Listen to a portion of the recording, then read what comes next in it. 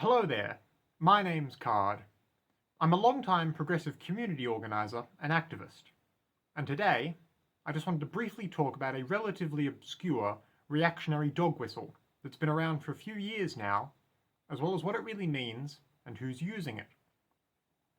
For those who might not know, in politics, a dog whistle is a word, a phrase, or a symbol which seems perfectly innocent and innocuous to most, but which really communicates a more sinister hidden message to those in the know.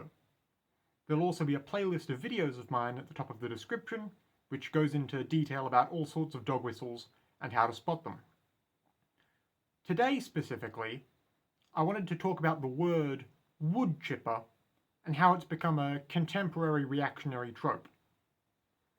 In a lot of online spaces, it's common, if maybe not particularly healthy, to see a lot of people vent their anger at perceived bad people very emotionally, especially in places that are very insular and/or where you can be as anonymous as you want to be.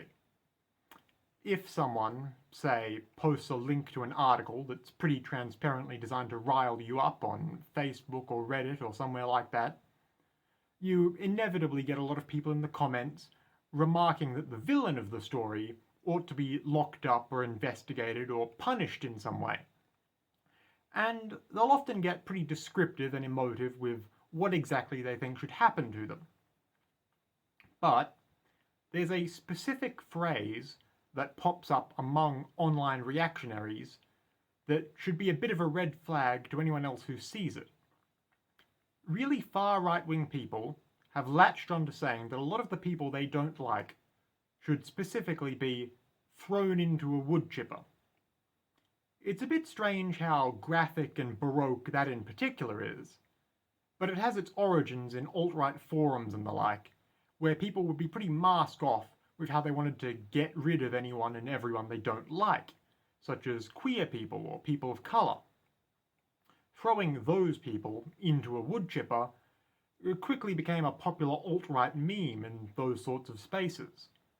And while they can't just say those things verbatim on more mainstream or publicly visible websites most of the time, they can wink at each other by saying half the phrase and relying on usually the fact only other alt-righters will notice it.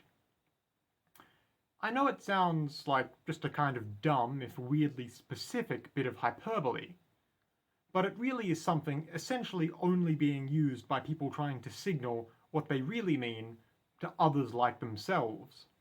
They're using such a specific phrase because it's recognizable, if, crucially, you know where it's from.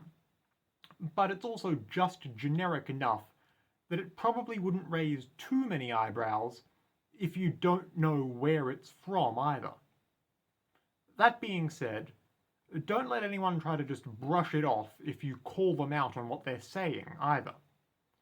People only pick up terms like that when they're already pretty adjacent to some very noxious online communities. Those sorts of people shouldn't be tolerated in any normal spaces, so for the sake of keeping you and yours safe, please just keep it in mind. If you see someone online reference woodchippers apropos of nothing, maybe check out their page or their profile or wherever for more red flags, or just keep a close eye on them in the future. They might just be someone you don't need to keep around. That's all I have to say today. It's just something I thought you should know.